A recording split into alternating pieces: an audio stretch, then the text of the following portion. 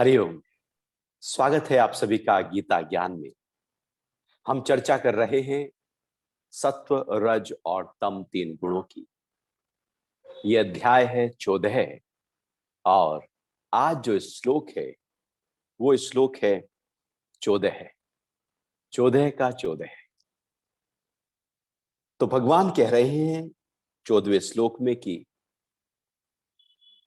जब सत्व गुण की वृद्धि में मनुष्य की मृत्यु होती है तब वह उत्तम कर्म करने वाले के निर्मल लोकों को प्राप्त होता है।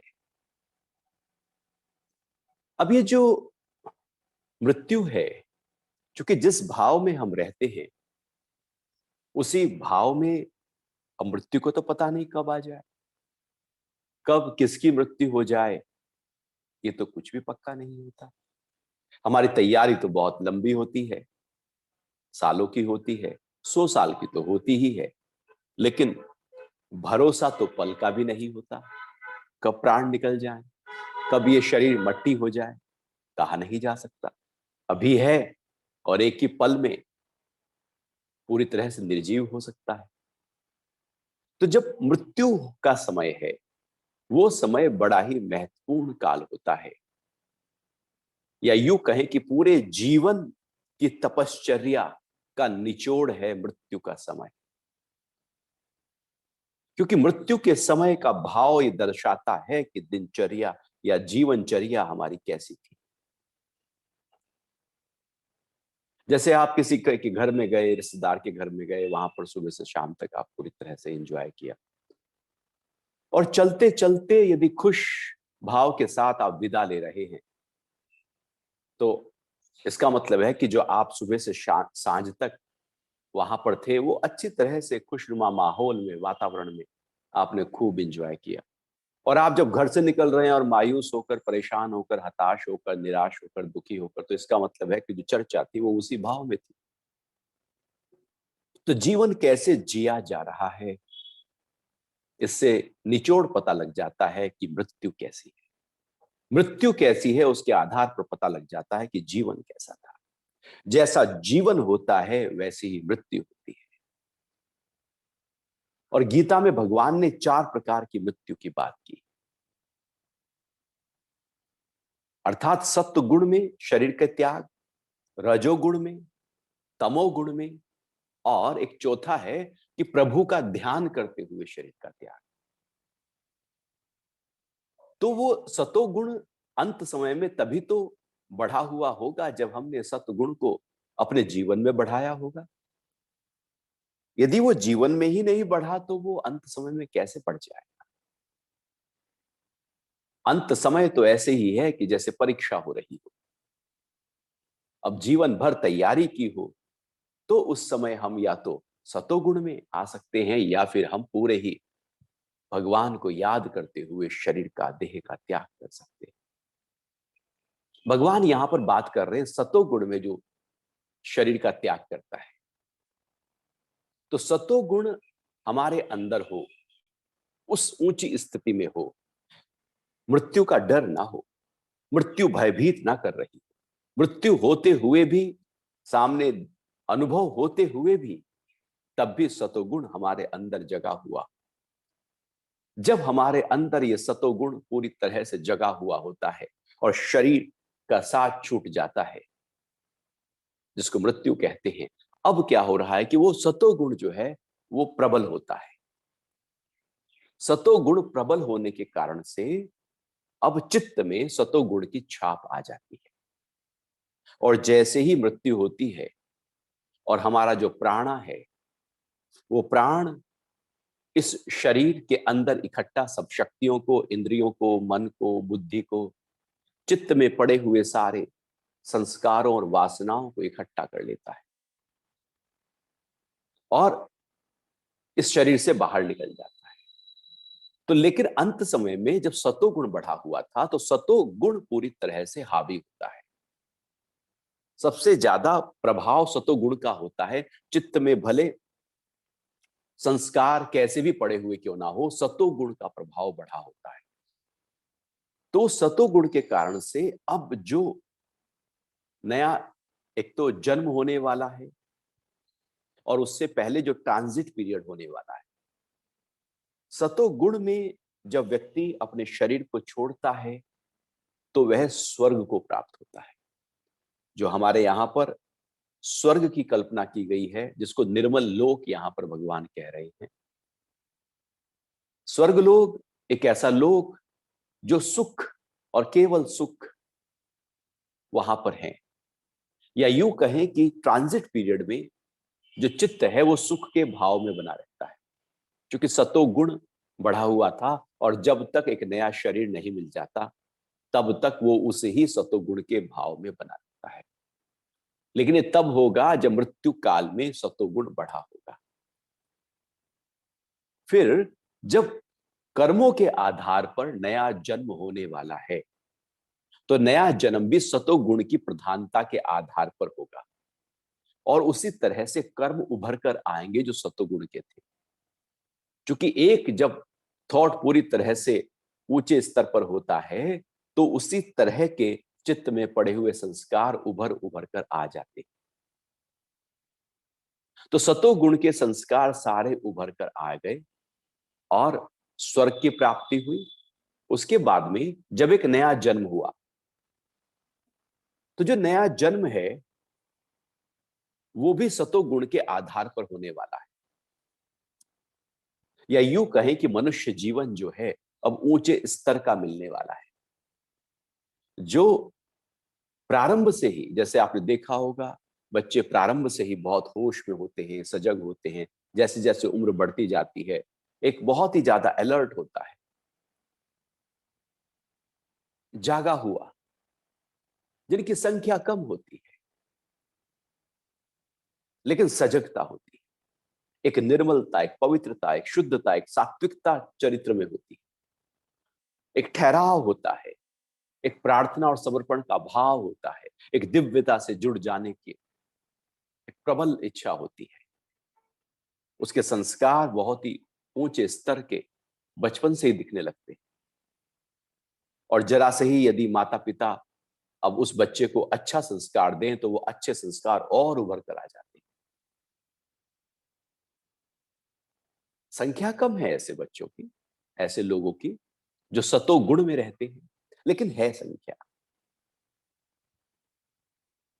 तो सतोगुण में मृत्यु होने पर जब तक नया शरीर नहीं मिलता स्वर्ग लोक में व्यक्ति रहता है, और जब नया जन्म होता है तो भी वह सबसे ऊंचे स्तर पर, मनुष्य के सबसे ऊंचे स्तर पर, क्योंकि वहां सतोगुण बढ़ा हुआ है, व्यक्ति अपने आप को ले आता है। और वहां पर जब सतोगुण बढ़ा होता है तो ऐसे में व्यक्ति की जो रुचि है वो धर्म की तरफ होती है, वो ज्ञान की तरफ होती है, वो मुक्ति की तरफ होती है, वो सजगता और होश की तरफ होती है।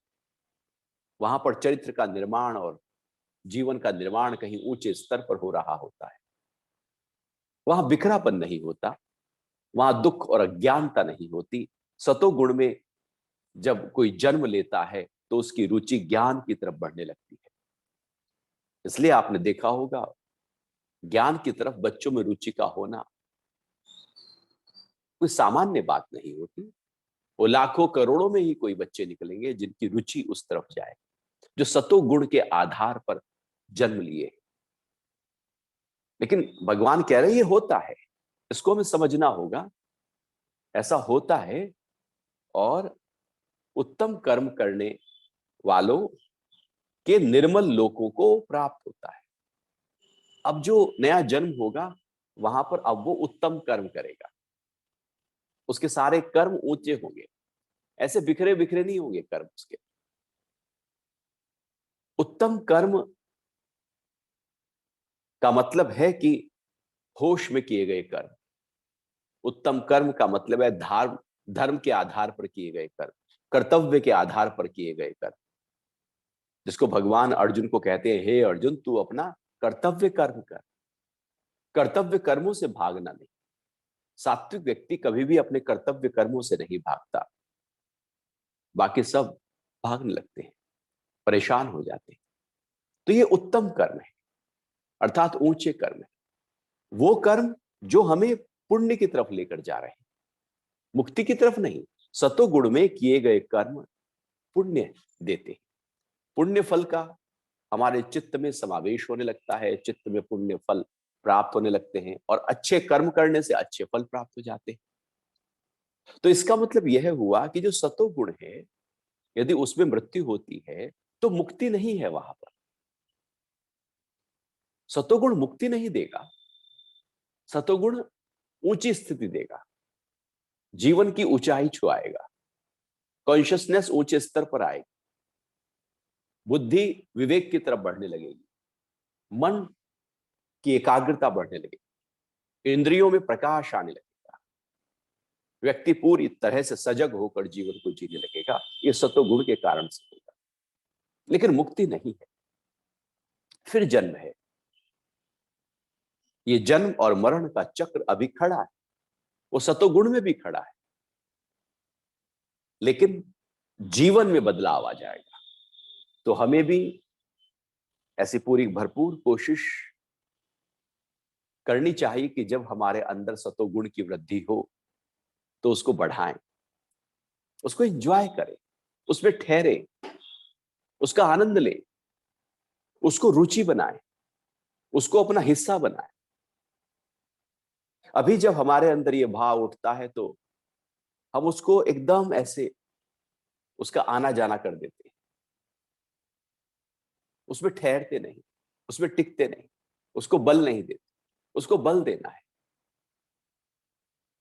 बल देना है पूरी तरह से। जैसे ही सतोगुण को बल दिया जाता है, वैसे ही सतोगुण लंबे समय तक हमारे अंदर ठहरने लगता है। तो सतोगुण का ठहराव होना हमारे जीवन के लिए बहुत ही महत्वपूर्ण है। सुबह को जब आप उठे, अब हमारे अंदर बहुत ही दिव्यता है, एक प्रफुल्लितता है, प्रकृति के साथ एकाकार होने का भाव है, भजन करने की इच्छा है, गीता पढ़ने की इच्छा है, कोई भी शास्त्र पढ़ने का भाव है, सत्संग में बैठ जाने का भाव है, एक अच्छे अच्छे जो भी चर्चाएं हैं उनको सुन लेने का भाव है। लेकिन ये कितनी देर ठहरता है? 24 घंटे में ये ऊंचा भाव, यदि आप इसका एक एक डेटा तैयार करें तो कितना परसेंट जो ग्राफ है वो सत्वगुण में आपका ठहरेगा? बहुत थोड़ी देर का होगा। वो जो थोड़ी देर है उसको बढ़ाना है। वो बढ़ेगा कैसे? उसी भाव में रहकर वो बढ़ने लगेगा। सतोगुण का भाव सतोगुण की वृद्धि कर देगा। हमें अपने उसी भाव में उसको ताकत देनी होगी। हम जल्दी जल्दी करके सोचते हैं चलो हो गया, अब अखबार पढ़ लेते हैं, अब न्यूज देख लेते हैं, अब फेसबुक पे आ जाते हैं, अब इधर चले जाते हैं। हमारा मन सतगुण को सहन नहीं कर पाता, हम बेचैन हो जाते हैं। सतोगुण सुबह के समय जब बढ़ा हुआ होता है, एक छटपटाहट होने लगती है। व्यक्ति उसी सतोगुण को तोड़ने के लिए फिर कहता है चलो चाय पी लेते हैं, चलो चाय पे बात कर लेते हैं, कुछ कर लेते हैं। कुछ करके वो रजोगुण को बढ़ा रहा है। सतोगुण सहन ही नहीं हो पाता, क्योंकि इतनी शांति, इतना हल्कापन, इतनी प्रसन्नता व्यक्ति कहां सहन करता है? हमें तो आदत है तनाव को, हमें तो आदत है कर्मों में जाने की, व्यापार के बारे में सोचने की, परिवार के बारे में सोचने की। हमें आदत नहीं है अपने साथ रहने की। और जब अपने साथ रहने का प्रकृति मौका देती है तो हम उससे भागते हैं। और इसी तरह से हम अपने अंदर के सतोगुण को कम करते चले जाते हैं, उसको दुत्कार देते हैं, उसको हटा देते हैं। हम सुबह के समय अपने साथ बैठ सकते हैं, आधा घंटा, 1 घंटा, 1.5 घंटा, 2 घंटा, 3 घंटा। इसलिए ब्रह्म मुहूर्त में उठने की बात थी कि आप हैं, केवल आप हैं घर में और आप बैठे हैं अपनी साधना, देख रहे हैं चिड़ियों की चहचहाट हो रही है, सूरज निकल रहा है, लालिमा लिए हुए है, प्रचुर मात्रा में प्राण तत्व विद्यमान है और आप प्रकृति के साथ में एकाकार हो रहे हैं। आप अपने साथ बैठकर ध्यान, स्वाध्याय और सत्संग कर रहे हैं। आप सतोगुण को बढ़ाएं, सतोगुण उसका रिजल्ट आपको देना शुरू कर देगा। दिन भर वो बढ़ा हुआ सुबह का सतोगुण आपके दिन भर के रजोगुण के ऊपर हावी होकर रजोगुण को सही दिशा देगा। अभी हमारा जो सतोगुण है उसको हमने छोटा कर दिया, उसको बढ़ाना होगा। क्योंकि सारा तनाव, सारा डर, सारी उलझन, सारी परेशानी, सारे झगड़े, सारा ये भेद बुद्धि, सब आपस में जो तू मैं है, और हमारे अंदर जो डर पड़ा है, बहुत कुछ हलचल हो गई है हमारे अंदर, क्योंकि सतोगुण कहीं खो गया। सतोगुण आए तो ये हलचल थमे। इसलिए जब हलचल होती है तो कहते हैं चलो अच्छी बात सोचो, सकारात्मक हो जाओ, चलो कुछ सत्संग सुनो, कुछ भजन सुनो, कुछ गीता पढ़ो, कुछ तो करो, कुछ ऊंचा करो, तो सतोगुण में आओगे। तो तनाव मुक्ति के लिए, मेंटल हेल्थ को बेहतर करने के लिए फिर हम आकाश तत्व में आते, फिर हम सतोगुण में आते। तो सतोगुण में पहले से ही रहो तो क्यों मन हिले? होश पहले से ही जगा हो तो हलचल क्यों हो? तो जब इस तरह से हम रोज अपने आप को एक तैयारी देते हैं, एक प्रैक्टिस करते हैं सतोगुण में लंबे समय तक रहने की, और जब सतोगुण का आनंद आने लगता है ना, तो फिर दिन भर हम उसी भाव में अपने आप को मौका मिलते ही ले आते हैं। फिर हमारी रात की नींद भी सतोगुण के आधार पर होती है, और उसी ही सतोगुण में रहने वाले व्यक्ति के लिए भगवान यहां पर कह रहे हैं कि जब सतोगुण में मृत्यु होती है, जो सबकी होनी है, तो उत्तम लोक, निर्मल लोक प्राप्त होते हैं, स्वर्ग प्राप्त होता है, और फिर से जो जन्म होता है वो मनुष्य के ऊंचे स्तर का जन्म होता है। लेकिन उसके लिए सतोगुण में रहने की तैयारी हमारी जीवन भर की हो। ऐसा नहीं हो सकता कि हम अंत समय में सतोगुण में आ जाए, या अंत समय में हम भगवान का नाम ले लें। उस समय भगवान का नाम, वहां तो डर खड़ा हो गया, वहां तो भय इतना पहाड़ की तरह खड़ा हो गया सामने, वासनाओं के आधार पर, कि वो तो भगवान का नाम तो बहुत दूर है कहीं। ऐसा लगता है जब हम स्वस्थ होते हैं कि ले लेंगे ना भगवान का नाम अंत में, लेकिन जब अंत काल आता है तो डर खड़ा हो जाता है, भय खड़ा हो जाता है। वो जो वो जो तैयारी है हमारी, वो झूठी है, दिखावटी है, बनावटी है। तैयारी रोज करनी होगी।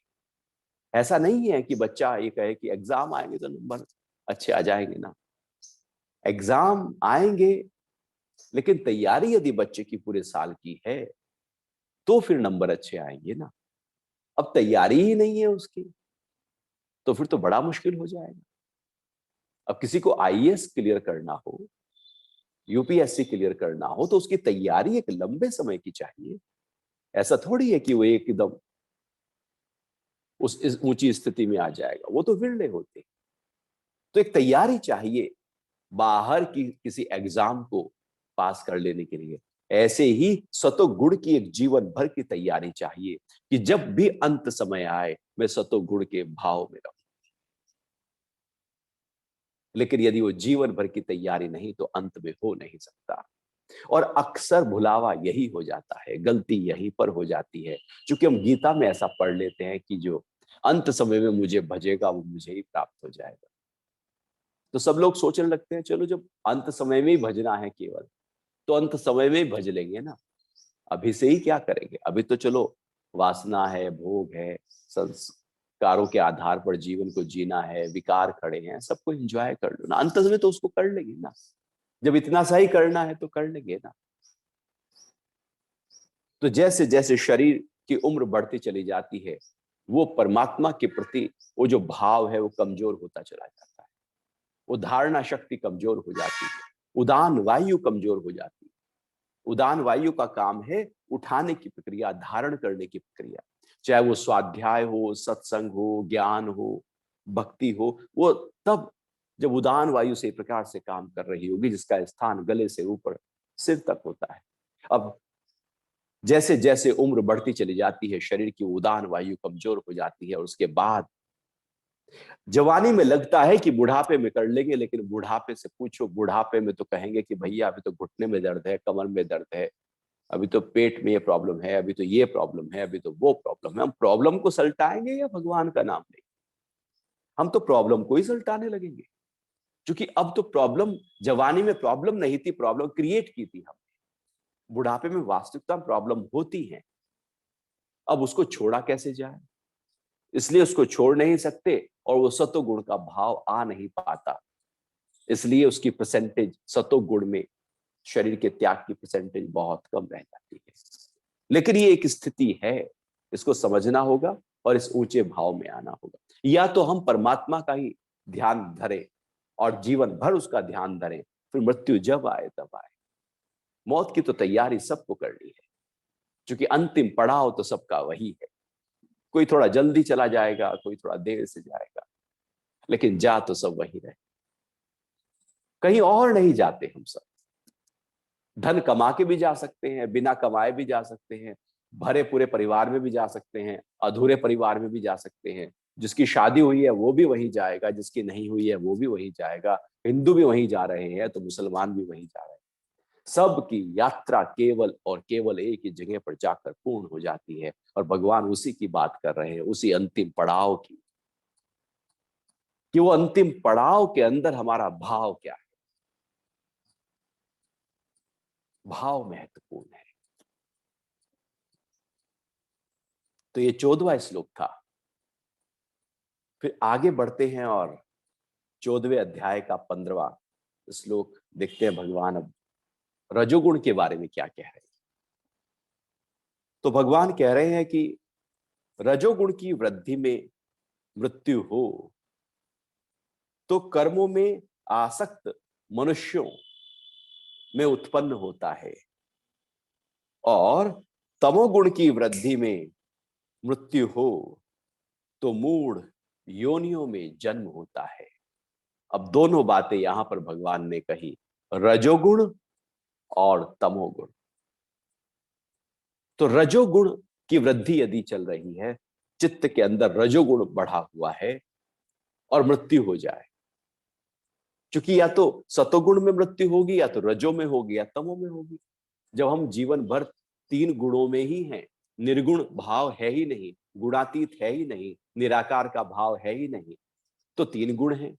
अब तीन गुण में भी कोई तो गुण एक प्रधान होगा, क्योंकि कोई ना कोई कभी ना कभी एक ही गुण प्रधान होता है। दो एक साथ कभी गुण प्रधान नहीं होते, एक ही प्रधान होगा। तो जब रजोगुण प्रधान होगा, तो भगवान कह रहे हैं कि कर्मों में आसक्त मनुष्यों में उत्पन्न होता है। क्योंकि ऐसा व्यक्ति, रजोगुण का मतलब क्या है? रजोगुण का मतलब है कि उसके अंदर अभी पड़ा है कि अभी तो ये कर्म भी बाकी है जीवन में, वो कर्म भी बाकी है जीवन में, ये भी करना है, वो भी करना है। कर्म अभी बाकी है, अभी बहुत कुछ करना बाकी है, और मृत्यु सामने दिख रही है। कर्मों में इच्छा है, रुचि है, लेकिन मृत्यु सामने दिख रही है। तो वो रजोगुण के आधार पर मृत्यु है, क्योंकि अधिकतर और सबसे ज्यादा संख्या इसी की होती है। सबसे ज्यादा व्यक्ति रजोगुण में रहते हैं, क्योंकि सबके जीवन में कुछ ना कुछ बाकी है। पोता हो गया है तो पोतों की शादी बाकी है, पोते की शादी हो गई तो पड़पोता देखना बाकी है, अभी बाकी है कुछ। सबके अंदर कुछ ना कुछ बाकी पड़ा है। कुछ हो जाए, कुछ कर्म में उतर जाओ, वो जो कर्मों के प्रति रुझान है, कर लेने की इच्छा है, और लगा कि ये जीवन अभी अधूरा रह गया, अभी पूरा नहीं हुआ, तो रजोगुण हमारे अंदर बढ़ा हुआ है। और अब जब मृत्यु होगी, और मृत्यु के बाद जब अगला जन्म होगा, तो व्यक्ति पूरी तरह से कर्मों में ही प्रवृत्त होगा। वो लगातार कर्म कर्म कर्म कर्म, वो सतोगुण वहां पर फिर दबा हुआ है कहीं, वो केवल कर्मों के पीछे भाग रहा है। और हम सब भागे तो रहे, ये भागना कभी थमता कहाँ है हमारा। हमें लगता है कि और पाले और पाले और पाले, अभी तो कम रह गया, अभी तो बाकी रह गया। आखिर पा भी लेंगे, झंडा थोड़ा ऊंचा हो भी गया हमारा, तो उससे हो क्या जाएगा? न जाने कितने अरबों लोगों ने झंडे ऊंचे किए हैं आज तक, उससे हुआ क्या है? सारे झंडे खत्म हो गए ना। ये दौड़ पहुंचाएगी कहां? ये हलचल के अलावा देगी क्या? ये अशांति के अलावा देगी क्या? रजोगुण हो, लेकिन रजोगुण ही हो केवल, वो तो ठीक नहीं। वहां सतोगुण भी होना चाहिए जीवन में ऊंचे स्तर पर। केवल कुछ लोगों के रजोगुण ही, सुबह हुआ नहीं कि रजोगुण शुरू हुआ नहीं उनका, और वो रात तक रजोगुण में ही लगे रहते हैं, कर्मों की तरफ ही रहते हैं, फिर वो अशांत रहते हैं। तो रजोगुण में जब व्यक्ति होता है, जीवन भर रजोगुण में चल रहा है, तो मौत भी तो रजोगुण में ही होने वाली है ना। तो नया जन्म भी तो जब मनुष्य का होगा तो रजोगुण का ही होने वाला है ना। रजोगुण ही तो प्रधान रहेगा ना। और यही यही सिलसिला चलता रहता है, इसलिए हमारा रजोगुण प्रधान है, क्योंकि हमारा रजोगुण में जन्म हुआ था और उससे पहले रजोगुण में मृत्यु हुई थी, इसलिए इस जन्म में रजोगुण प्रधान है। सतोगुण आता और निकल जाता है, उसको हम ध्यान ही नहीं दे पाते। और यदि कोई व्यक्ति गीता पढ़ ले, सत्संग में चला जाए, तो वो अपने आप को पता नहीं क्या समझने लगता है कि पता नहीं मैंने कौन सा फन्ने का काम कर दिया, कद्दू में तीर मार लिए। अपने को वो और अहंकार में ले आता है, सतोगुण का अहंकार और ज्यादा खतरनाक हो जाता है। तो सतोगुण में वो आना नहीं चाह रहा, लेकिन वो आया गया है, लाया गया है। अधिकतर हम रजोगुण में ही रहते हैं, और ये रजोगुण इतना हावी हो जाता है, इतना हावी हो जाता है, नया जन्म फिर रजोगुण, फिर वो हावी है, फिर नया जन्म रजोगुण, और लगातार रजोगुण रजोगुण रजोगुण, इनकी संख्या बहुत ज्यादा है। और रजोगुण जब हावी होता है तो किसी के अंदर सतोगुण नंबर 2 पर होता है और तमोगुण नंबर 3 पर होता है, बहुत ही नीचे स्तर पर। लेकिन किसी के अंदर रजोगुण हावी होता है तो तमोगुण नंबर 2 पर होता है और सतोगुण नंबर 3 पर होता है, और इनकी संख्या सबसे ज्यादा है। सबसे ज्यादा संख्या है रजोगुण नंबर 1 पर है, तमोगुण नंबर 2 पर है, और सतोगुण नंबर 3 पर है। सतोगुण कहीं दबा हुआ है, क्योंकि वो तो होना ही है, प्रकृति का हिस्सा है, रहेगा हमारे अंदर, लेकिन सबसे नीचे दबा कर रखा हुआ है। या तो व्यक्ति दिन भर काम करेगा, रजोगुण में रहेगा, या फिर वो तमोगुण में चला जाएगा, वो निद्रा निद्रा आलस्य में चला जाएगा। तो कर्म कर्म कर्म और जीवन भर कर्म करता करता व्यक्ति पूरा हो जाता है, और नया जन्म फिर कर्म के साथ खड़ा हो जाता है, कर्म योग में नहीं जा पाता। रजोगुण जब प्यूरिफाई हो जाए तो वो कर्म योग की तरफ, अर्थात सतोगुण में व्यक्ति जब आ जाता है और कर्म होने लगते हैं, तो वो प्यूरिफाई होने लगता है, और फिर योग जगता है, और फिर वो कर्म होते हैं, तो कर्म योग बन जाता है। अर्थात अंदर से योग के भाव में है हम, और जब रजोगुण उठा तो योग को पकड़कर रजोगुण में गए, तो कर्म योग हो गया। तो वहां पर गुण प्रधान नहीं, वहां पर योग प्रधान। लेकिन अक्सर हम रजोगुण नंबर 2, तमोगुण और नंबर 3 सतोगुण में रहते हैं। इस जो इक्वेशन हमने बनाई हुई है, इसको हमें चेंज करना होगा। और ज्ञान, सत्संग, स्वाध्याय, ध्यान, सत्शास्त्र, एकांत, मौन, ये सब यही प्रक्रिया है कि अपने सतोगुण को हम ताकत देते जाएं, देते जाएं, देते जाएं। क्योंकि भगवान फिर आगे कह रहे हैं कि रजोगुण वाला तो फिर उसकी मृत्यु होगी, तो फिर वो कर्मों में ही आसक्त रहेगा। और कर्मों में आसक्ति हमारी जाती कहाँ है, खत्म कहाँ होती है? हमारी कर्मों में आसक्ति लगातार जगी रहती है। ये कर्मों की आसक्ति हमें दुख, अशांति और तनाव की तरफ ले जाती है। जीवन के सारे दुख हमारे अंदर जो कर्मों की आसक्ति पड़ी हुई है, कर्म करना बुरा नहीं, लेकिन उसके अंदर जो चिपक जाना है हमारा, वो गड़बड़ है। कर्म तो करेंगे ही हम, लेकिन आसक्ति उत्पन्न हो गई तो फिर उसका दोष हमारे अंदर आ गया। और फिर भगवान कह रहे हैं कि तम गुण की वृद्धि में जब मृत्यु होती है तो मूढ़ योनियों में जन्म होता है। अब तम गुण में जब वृद्धि होती है, अब तम गुण बढ़ा हुआ है व्यक्ति के अंदर, तम गुण क्या देता है? अज्ञानता देता है, मूढ़मति होती है, तंद्रा है, निद्रा है, आलस्य है, पूरी तरह से जैसे जीवन बेहोशी में जिया जा रहा हो। ये तम गुण है। और जब तम गुण बढ़ गया, बेहोशी बढ़ गई, तंद्रा बढ़ गई, आलस्य बढ़ गया नींद में, और वो भी नींद भी तमोगुण की आधार पर नींद, तो ऐसे में जब मृत्यु होगी तो मूढ़ योनियों में जन्म होगा। अब ये मूढ़ योनि क्या है? मूढ़ योनि का मतलब ऐसा नहीं कि हम पशु बन जाएंगे, पक्षी बन जाएंगे, कुत्ता बन जाएंगे। मूढ़ योनि का मतलब, अब यहां पर चूंकि तम गुण मूढ़ता का प्रतीक है, मूढ़ता मतलब जहां पर बुद्धि पूरी तरह से अज्ञान में हो, सत्य का बिल्कुल भी भान ना हो, वास्तविकता से बिल्कुल कोई भी परिचय ना हो, पूरी तरह से जहां बुद्धि उल्टी हो, बुद्धि हो ही ना, ऐसी स्थिति को तम गुण कहा जाता है। बुद्धि में कोई भी निर्णय लेने की शक्ति नहीं, क्षमता नहीं। तो जब ऐसे में मृत्यु होती है, तो जब जन्म होता है तो मूढ़ता का होता है। मूढ़ योनि अर्थात मनुष्य योनि है लेकिन मूढ़ वाली। मूढ़ वाली कौन सी? कि सोचने समझने की शक्ति नहीं है बच्चे को, पूरी तरह से अज्ञानता है, पता ही नहीं है क्या हो रहा है। जैसे मेंटली रिटायर्ड है पूरी तरह से,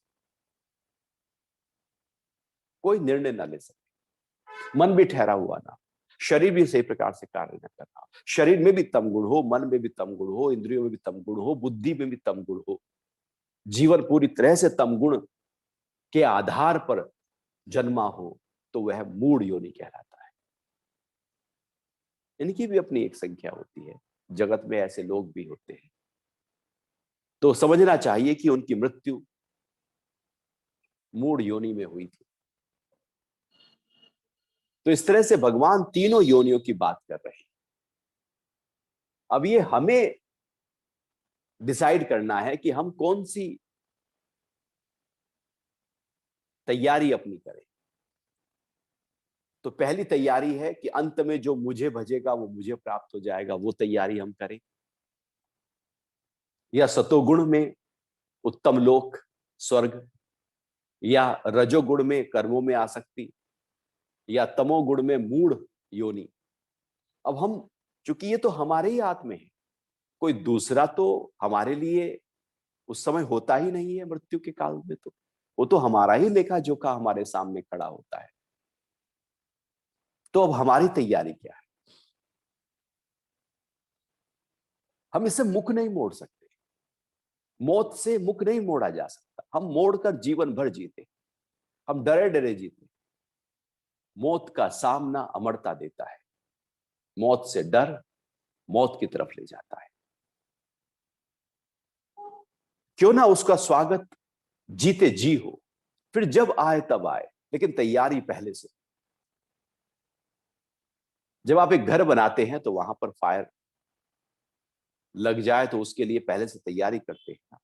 यदि आग लगे तो क्या तैयारी हो आपको बुझाने की? वो तैयारी पहले से होती है। वो तैयारी हमारी इस जीवन में है या नहीं है, इसलिए भगवान अर्जुन को कह रहे हैं कि तीन प्रकार की तैयारी में व्यक्ति रहता है। या यूं कहें कि हमें सतोगुण की तैयारी करनी पड़ती है, रज और तम में तो हम रहते ही।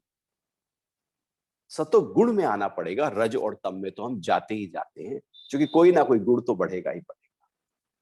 तो हमारी तैयारी कम से कम सतोगुण की तो हो, उससे नीचे बात नहीं।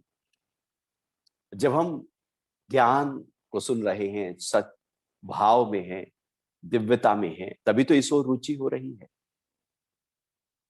तो ये तैयारी हमारी हो और हम अपने सतगुण को पकड़ कर रखें।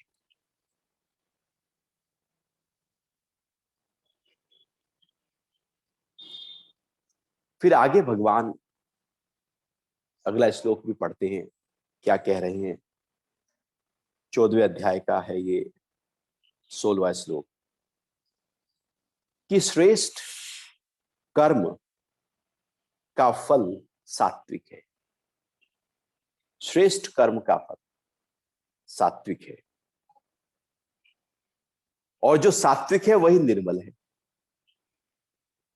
तो इसलिए कहा है श्रेष्ठ कर्म का फल सात्विक और निर्मल कहा जाता है। रासिक कर्म का फल दुख और तामसिक कर्म का फल अज्ञान है। अब कर्म तो हमें करना है, हर व्यक्ति कर्म करेगा। अब कौन से भाव में, कौन से गुण में वो कर्म कर रहा है, उसका भी रिजल्ट अपने अपने हैं, अलग अलग। तो भगवान ने यहां पर कहा जो सात्विक, रासिक और तामसिक है, ये जो तीन गुण हैं, अभी तो मौत की बात होगी, अब जीवन की बात कर रहे हैं कि जीवन में जब ये तीन गुण हो तो आपके अंदर अब उसका फल क्या आएगा। तो सात्विक गुण जब उठा हुआ हो, बढ़ा हुआ हो, आप सात्विक गुण में पूरी तरह से हो और अब आप कोई कर्म कर रहे हैं,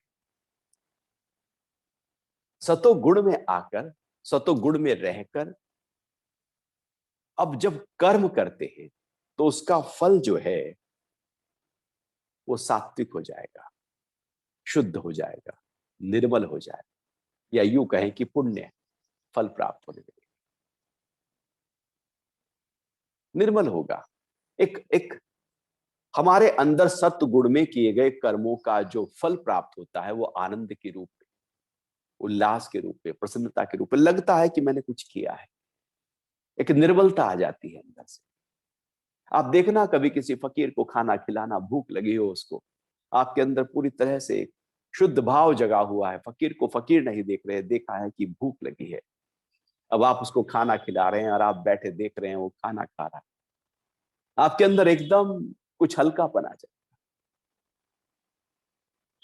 क्योंकि आपने वो सात्विक भाव में आकर कर्म किया, आपके अंदर सत्व भाव जगा हुआ है और आप दान कर रहे हैं। सत्व गुण उठे तो दान करे ना व्यक्ति, हमारा तो सत्व गुण ही नहीं है, इसलिए सत्व गुण का दान का फल जो है वो फिर निर्मल होने लगता है।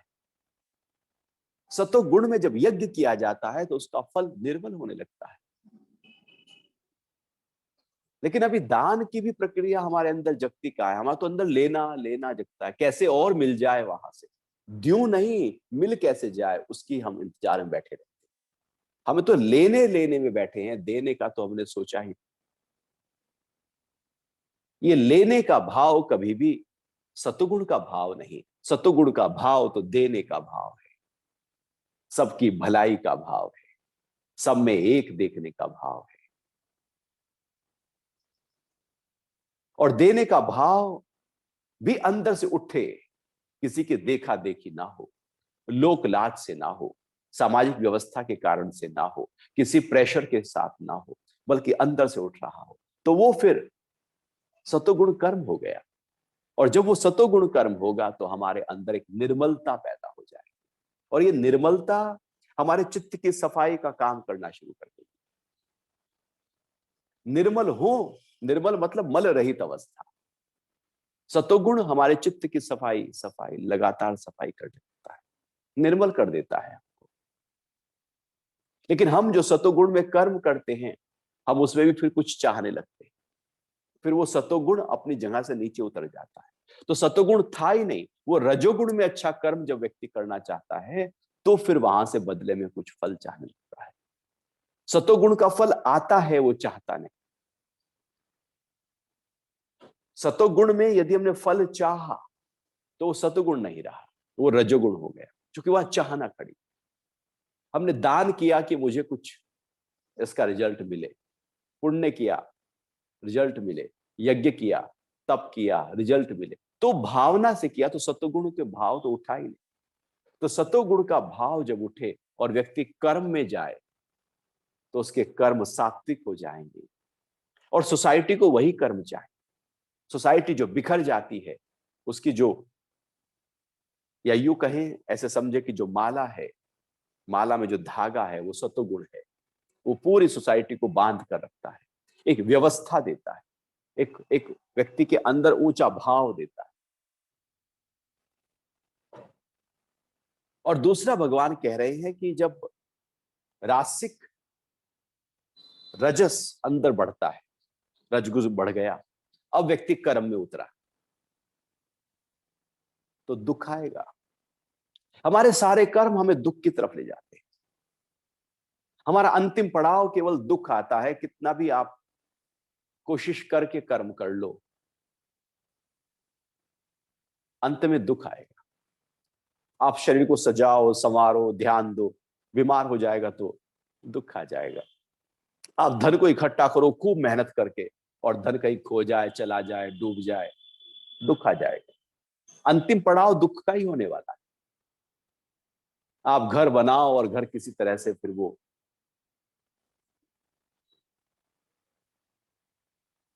टूट जाए, गिर जाए, अव्यवस्थित हो जाए, दुख आ जाएगा। आप संबंधों को तैयार करो बहुत ही ज्यादा कर्मठ होकर, और वो टूट जाए तो दुख आ जाएगा। दुख ही आना है, यहां कुछ और नहीं होने वाला। इतने हमारे लगातार जो कर्मों की बाढ़ हमने अपने अंदर बनाई हुई है, उसका रिजल्ट क्या है? आखिर में मिलेगा क्या उससे? भगवान कह रहे हैं, रजस जब हमारे अंदर बढ़ता है और व्यक्ति कर्मों में उतरता है, तो उसका रिजल्ट दुख आता है। और हर व्यक्ति दुखी है। हर व्यक्ति सुख में आना चाहता है, लेकिन सब दुखी है। हर व्यक्ति कर्मठ है, लेकिन फिर भी दुखी है। वो धन बढ़ जाए तो भी दुखी है, घर बड़ा हो जाए तो भी दुखी है, परिवार है तो भी दुखी है, नहीं है तो भी दुखी है, शादी हो गई तो भी दुखी है, नहीं हुई तो भी दुखी है। वो दुख तो है ही है। ये जगत दुख से भरा है, जो रजस से ओतप्रोत होकर कर्मों में गया। इसलिए महर्षि पतंजलि भी कहते हैं कि संसार दुखमय है, क्योंकि हम रजस के कारण से संसार में चल रहे हैं। बुद्ध भी कहते हैं दुख है, क्योंकि रजस के कारण से हम जा रहे हैं। और भगवान वही गीता में कह रहे हैं कि रजस के कारण से आप कर्म करोगे तो दुख आएगा, और हम रजस में ही रहते हैं, तो फिर दुख भी भोगते हैं। फिर कहते हैं दुख मेरे जीवन में क्यों आया? वो जीवन में दुख का कारण मेरा ही कुछ गड़बड़ी भाव था, मेरा ही कुछ रजस, हमारे जीवन में वो गुण बढ़ा हुआ था, और उसके कारण से, रजस के कारण से जीवन में दुख आ गए। आप देखना, आपके सारे संबंध आपको दुखी देते हैं या सुख देने लगते हैं? किसी ना किसी रूप में हर संबंध दुख का कारण बनकर खड़ा हो जाता है, केवल सुख का कारण नहीं। यदि किसी से कुछ पूरा हो रहा हो और वो व्यक्ति ना रहे, तो बाकी लोगों में दुख आ जाता है, तो वो संबंध दुख का कारण देने लगा, क्योंकि अब वो जो पूरा होना था वो तो पूरा हो ही नहीं रहा है, तो दुख आ गया। कहीं भी किसी रूप से भी आप देखो, जाकर अंत में दुख ही खड़ा होगा। ये दुख कहीं पहुंचा नहीं रहा है, बस केवल और केवल भगवान उसको, जो सत्य है, उसको हमारे सामने पेश कर रहे हैं, शब्दों में रख रहे हैं कि रजस के कारण से किए गए सारे कर्म आपको दुख की तरफ ले जाए। जानना है बस। और जैसी अवेयरनेस बढ़ती है, व्यक्ति अवेयरनेस के आते ही सत्वगुण हमारे अंदर प्रबल होने लगता है। अवेयरनेस का होना ही सत्वगुण को बढ़ा देता है, क्योंकि रजस गुण तो दुख में लेके जाएगा, और आज तक के सारे दुख हमारे किसी ना किसी कर्म के आधार पर ही थे। आपने कुछ बोला, उल्टा सीधा बोला, दुख आ गया। उल्टा सीधा खाया, दुख आ गया। उल्टा सीधा किया, दुख आ गया। दिनचर्या को उल्टा सीधा रखा, दुख आ गया। आपने ज्यादा व्यायाम कर लिया, दुख आ गया।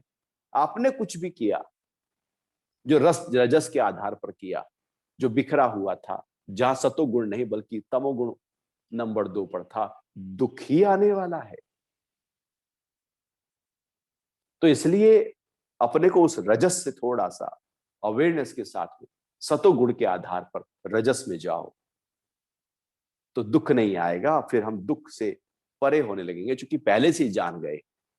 जब पहले से ही जान जाओ कि संसार दुखमय है, ये दुख ही आएगा, पहले से ही पता हो कि यहां पर लॉस होने वाला है, तो जब लॉस होगा तो दुख नहीं आएगा ना।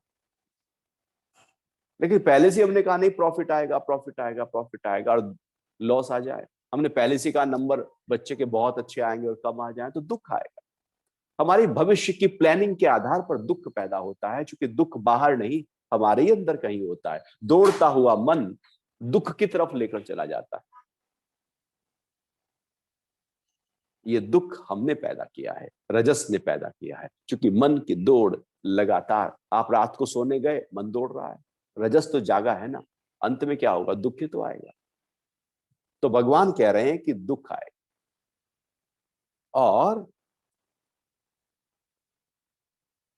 जो तामसिक, जब हमारे तम गुण बढ़ता है और जब हम कर्म करते हैं, तम गुण में जब कर्म करते हैं, तामसिक कर्म करते हैं, वो मूढ़ता पैदा करेगा, वो अज्ञान पैदा करेगा, वो और घना अंधेरा। जैसे जंगल में आप जा रहे हैं और घने जंगल में आप जाते चले जाओ, तो आपका जो अंधेरा है वो और घना होता चला जाए। जैसे जब पूर्णिमा हो जाती है तो अब धीरे धीरे धीरे धीरे चंद्रमा जो है वो छोटा छोटा हर दिन धीरे धीरे कम होता चला जाता है। अब अमावस्या तक वो बिल्कुल घना हो जाता है अंधेरा, एकदम काला गुप्त। ऐसे ही अज्ञानता भी कुछ ऐसे ही है। पूर्णिमा सतोगुण की तरह समझो, और बीच में धीरे धीरे कम होना रजो समझो, और जैसे ही वो घना अंधेरा आया, अमावस की काली रात आई, उसको तम गुण समझो। वो काली घनी रात में जब हम कर्म करेंगे तो गिरेंगे, पड़ेंगे, उल्टे सीधे कर्म होंगे हमारे, क्योंकि प्रकाश ही नहीं है। तो हमारे तामसिक कर्म हमें अज्ञानता देते, हमारी बुद्धि में मूढ़ता देते, और अधिकतर हम बहुत सारे कर्म तामसिक में करते हैं। तो अपने कर्मों को थोड़ा हमें ध्यान देना होगा कि जब हम कर्म कर रहे हैं तो हमारे अंदर कौन सा भाव है, क्या जगह है, क्या अंदर चल रहा है। क्योंकि जो चल रहा है, भगवान ने ये जो श्लोक, ये जो पूरा अध्याय है, पूरे लाइफ स्टाइल पर है, पूरे जीवन को सेट करने का तरीका है, लाइफ को कैसे सेट किया जाए। अभी हम कहते हैं ना, अच्छी नौकरी मिल गई, लाइफ सेट है भाई। भैया वो लाइफ सेट थोड़ी है, वो तो एक छोटा सा धन कमाने का एक जरिया हो गया, वो एक छोटा सा हिस्सा है जीवन का, वो ही सारा हिस्सा थोड़ी है जीवन का। उसी को जब हम सारा हिस्सा मान लेंगे तो फिर तो बस गड़बड़ा गया, वो हिल गया तो फिर तो व्यक्ति हिल गया। एक छोटी सी हिस्सा है, उसको छोटा ही मानो जितना है। जीवन को कैसे जीना है, किस तरह से जीना है, कौन से भाव में, कौन से गुण में क्या कर्म करने चाहिए, भगवान यहां पर वही हमको बता रहे हैं। कि चूंकि ये हमारे ऊपर निर्भर करता है कि कौन सा गुण है। जैसे सुबह के समय सात्विक गुण आपका बढ़ा हुआ है, अब आप उस समय जो कर्म करेंगे वो तो अच्छे होंगे ना, सात्विक होंगे ना, निर्मल होंगे ना। अब रजस बढ़ा है तो सात्विक गुण नहीं हो, सात्विक कर्म नहीं हो पाएंगे। तमस बढ़ा है तो राजसिक कर्म नहीं हो पाएंगे। आपको उसी जो बढ़ा है उसी में ही कर्म करना होगा, और उसी का फल आएगा। तो सात्विक गुण यदि सुबह को बढ़ा है, उस समय आप भजन पूजन ध्यान पूजा पाठ कर रहे हैं, तो उसका फल सात्विकता और निर्मलता हो। अब दिन भर जो भी आप गति एक्टिविटी कर रहे हैं, उसका फल दुख आएगा। और तमगुण में आप कुछ कर्म कर रहे हैं तो उसका फल आपके अंदर फिर अज्ञान पैदा होगा, ज्ञान कहीं दूर हो जाएगा। जीवन में ज्ञान ही महत्वपूर्ण है, क्लैरिटी होना चाहिए। थॉट्स की क्लैरिटी ना हो तो व्यक्ति बिखर जाएगा, और हम बिना क्लैरिटी के साथ जीते रहते हैं, हमें पता ही नहीं है, हम अपने ही मदहोशी में हैं, अपने ही कहीं ख्यालों में जी रहे हैं। इसलिए दुख और इसलिए अज्ञान पैदा होता है। अपने जीवन में अज्ञानता से ज्ञान की तरफ हमें जाना है।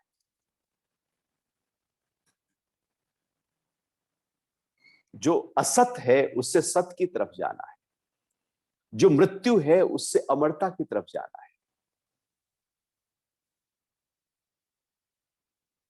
ये कैसे होगा? क्योंकि तमगुण तो है ही है, हमारी प्रयास से हम सतोगुण की तरफ जाएं, ये एक प्रैक्टिस है। अस्तो मां सदगमय, तमसो मां ज्योतिर्गमय, मृत्युर्मा मृतगम। वो मृत्यु, वो अंधेरा, वो अज्ञानता, वो है ही है, हमें जाना है उस तरफ। वो एक साधना है, एक प्रैक्टिस है। हमें अपने आप को, जैसे ऊर्जा तो नीचे की तरफ जा ही रही है, हमें उसे ऊर्ध्व गति देनी है। और यदि हमने ऊर्ध्व गति नहीं दी तो और नीचे गिर रही। फिर वो अज्ञानता में ही लेकर जाएगी। और जो व्यक्ति पूरी तरह से छोड़ देते हैं, सतोगुण पे भी ध्यान नहीं दिया, रजोगुण पे भी ध्यान नहीं दिया, उनका तमोगुण बढ़ा होता है। और कुछ लोग ऐसे होते हैं जो तमोगुण में ही जीवन को जी जाते हैं, पूरी मूढ़ता के साथ जीवन को जीते हैं। कहते हैं ना, उल्टी बुद्धि है, धूर्त बुद्धि है, बिल्कुल मूढ़ है, समझता ही नहीं है चीजों को, जानता ही नहीं है, बुद्धि काम ही नहीं करती, उल्टा ही है। उल्टा पैदा हुआ था क्या? सब काम बिल्कुल मूढ़ता के साथ व्यक्ति करता है। उससे क्या होगा? उससे और अज्ञान घना होगा, और अज्ञान घना होगा, और ऐसे ही हमारे अज्ञान घने होते चले जाते हैं, घना होता चला जाता है, और कभी भी हम उस अज्ञान से बाहर नहीं निकल पाते। फिर ज्ञान हमारे लिए जैसे अंधेरा बहुत घना हो तो प्रकाश बहुत दूर दिखाई देता है, जो कहीं दिख नहीं रहा है कुछ।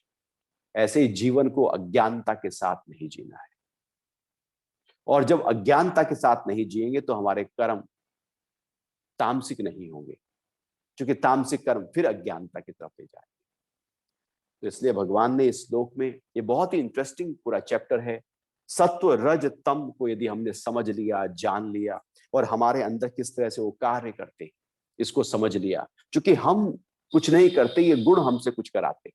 जो उठता है वो हमसे कर्म करा लेता है।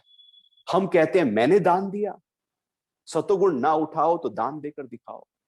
आप कहते हो मैंने प्रार्थना की, मैं ध्यान में बैठा, सतोगुण ना उठाओ, रजोगुण उठाओ या तमोगुण उठाओ, तुम ध्यान में भी नहीं बैठ सकते, मंदिर में नहीं जा सकते। वो तो हमारे अंदर वो गुण उठे हैं जिससे हम वो कर्म कर पा रहे हैं। हम नहीं करते, वो गुण हमसे करा लेते हैं। गुण गुणों में बरतते रहते हैं, जैसा उठता है वैसा ही कर्म होने लगता है। हम तो जबरदस्ती कहते हैं कि मैंने किया। तो भगवान ने कहा कि श्रेष्ठ कर्म का फल सात्विक है और निर्मल है। राजसिक कर्म का फल जो है वो दुख है, और तामसिक कर्म का जो फल है वो अज्ञान है। अब हम मिक्स करते हैं। ऐसा नहीं कि जीवन में केवल सात्विक सात्विक होगा, सात्विक भी है, एक परसेंटेज है उसकी।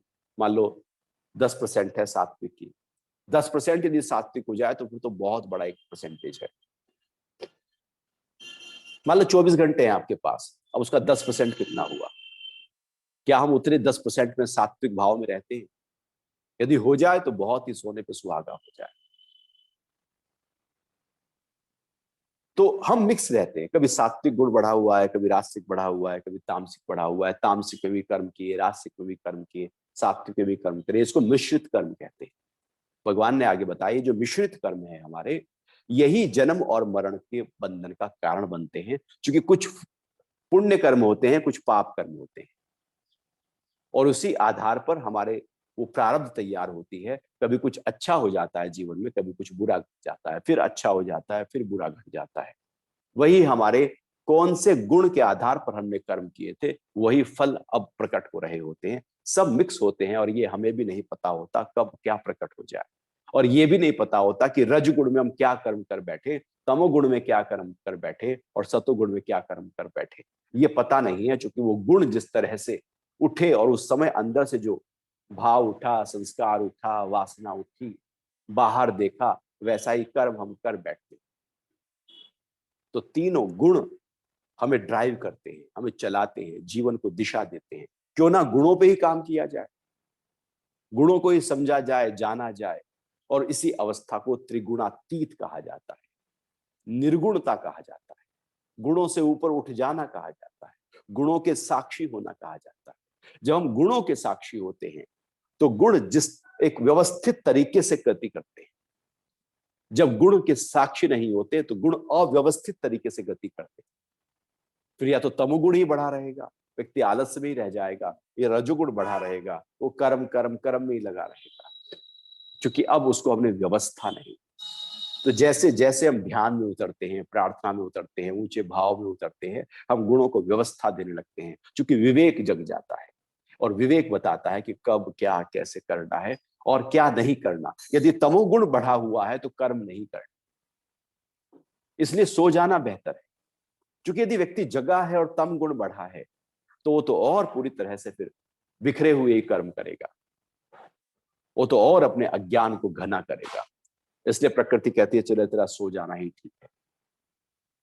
तो तमगुण बढ़ा हो तो क्या करें, रजोगुण बढ़ा हो तो क्या करें, सतोगुण बढ़ा हो तो क्या करें, ये हमें पता होना चाहिए। और फिर हमारे जो कर्म हैं वो हमको बांधेंगे नहीं, बल्कि कर्म धीरे धीरे धीरे धीरे हम काफी हद तक कर्मों के मालिक हो जाएंगे, सजग हो जाएंगे, सुजाग हो जाएंगे। और फिर बिना कर्म बांधे हम जीवन अपने आराम से गति करते रहेंगे। तो इस तरह से आज ये 14वें अध्याय का 16वां श्लोक यहीं पर समाप्त हुआ, और आज के लिए इतना ही रखते हैं। अब हम परसों फिर से गीता चर्चा और सत्संग करेंगे, और आगे भगवान फिर सतोगुण रजोगुण तमगुण की और गहरी चर्चा कर रहे हैं। तो उसको जानेंगे, समझेंगे, उसका एंजॉय करेंगे और कोशिश करेंगे कि वो हमारे जीवन का हिस्सा बन जाए। तो आज के लिए इतना ही। हरिओम। जय श्री कृष्णा। हरिओम।